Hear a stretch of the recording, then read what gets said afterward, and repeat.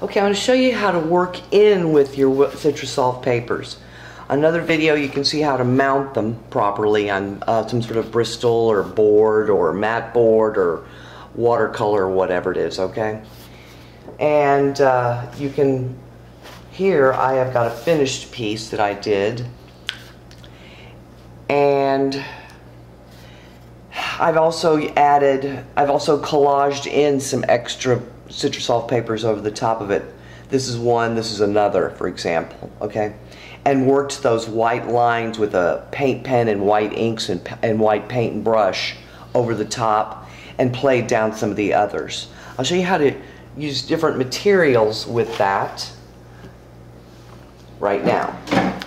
Okay, so I've got my mounted piece here, and I'm using a whole bunch of different things. You can use ink pens. I've got some markers here of all different colors. You can use plain old, these are inks. This is a black India ink, but I've also got these colored ones here, these Daler Rowney artist acrylic ink. Artist acrylic ink. And what's nice about these is they work well with your acrylic paints. I'm also use a vast variety of these things as well. These Craft Smart paints, again, thin down, really thin. But first thing I'm going to show you is that some parts you can look at this piece and you say, I don't like this part here. I wish that wasn't there. So I'm going to take some Citrasolv here. That's all this is right here. And I don't like this part right here. I'm going to take that out and smooth it out or something. Notice how it just bleeds away. You can damp it. I want to take some of that out of there. And it lifts right out again. Maybe I want to bring this, I don't, but let's say I want to bring this, maybe I want a big, sort of a hole here in my,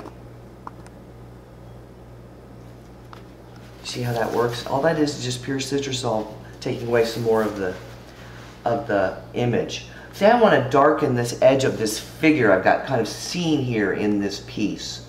I'm going to use a little of this brown ink here that I've got. And I'm going to start working that edge with a very fine, I use a brush, but you can also use a marker. He's got sort of that yellow halo around him. I'm going to give him sort of a creepy, sort of a skull-like look by the time I'm done.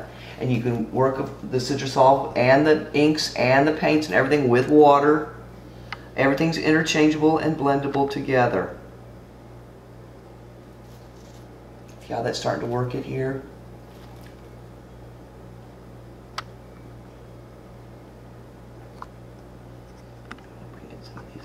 Dots here. I'm going to give them sort of a creepy, and I love the way purple and brown work together very well, so I'm going to use some of that purple and brown in here, and maybe a little more of the purple.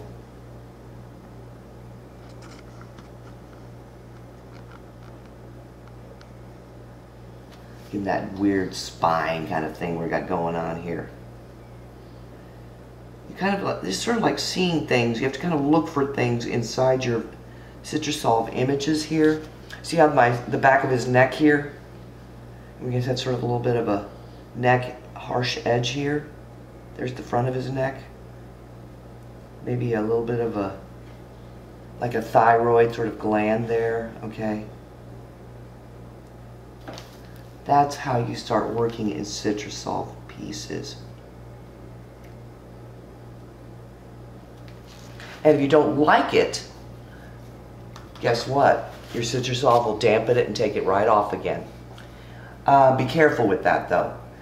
What's nice about this is that it is transparent. So I can dab out parts.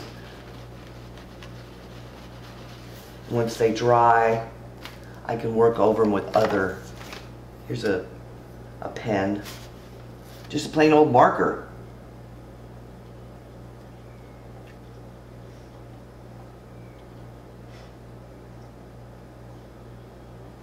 And you just start working it and building it and playing down parts that you don't want. Say you want to make this area very dark down here at the bottom. So I'm going to take a little bit larger brush naturally. And some of my purple and browns again, which I like. thin them down with a little water.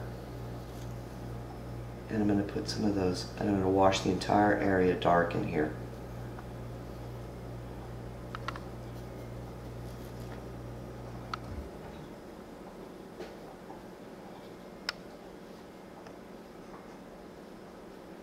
And then blend it out maybe with some of those golden yellows that we see working there.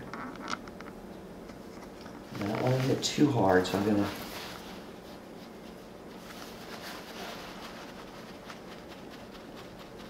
so you can downplay certain parts and bring out the elements in others.